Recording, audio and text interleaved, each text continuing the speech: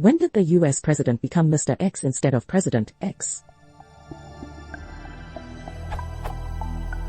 When I was much younger, I remember the press always referred to the US president using the title of the office. President Nixon was followed by President Ford, then President Carter.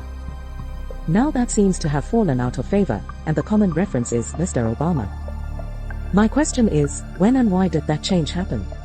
Was it associated with a particular president?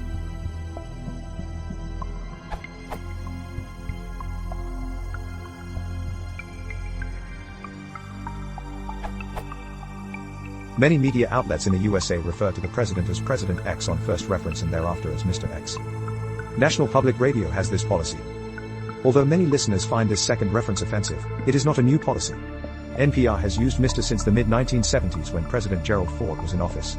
The president is the only person whom NPR routinely refers to with the Mr. honorific on second reference. If NPR does a story, say on James Hamilton, an Ohio car dealer, he will be Hamilton on second reference, not Mr. Hamilton. It appears this is the policy of the New York Times, as well. Here's a September 18, 1851 New York Times article, PDF, that refers to President Fillmore as Mr. Fillmore on second reference, and a July 6, 2011 New York Times article that does the same with President Obama.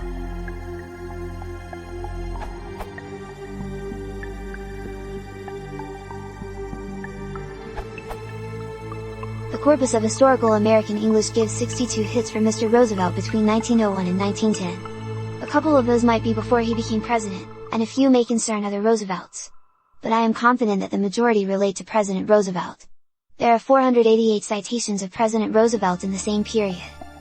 In the 1930s and 40s the corresponding figures are 7 and 5 for Mr. Roosevelt and 1,457, 1,165 for President Roosevelt.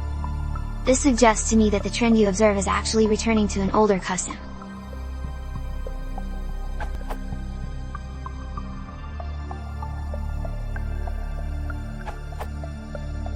I can only confirm that this is as specific.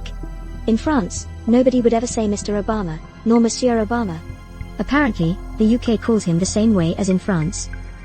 On a related note, while former French presidents were always called by their full name, e.g., Jacques Chirac, there was a change with the last president, which we call Sarkozy, without his first name, even in the news.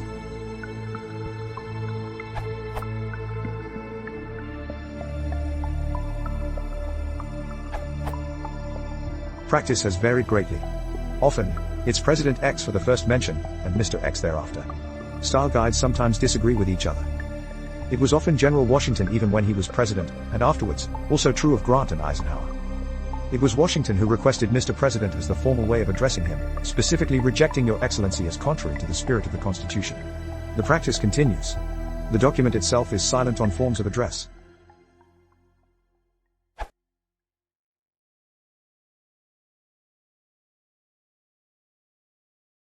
Beyond the original Constitution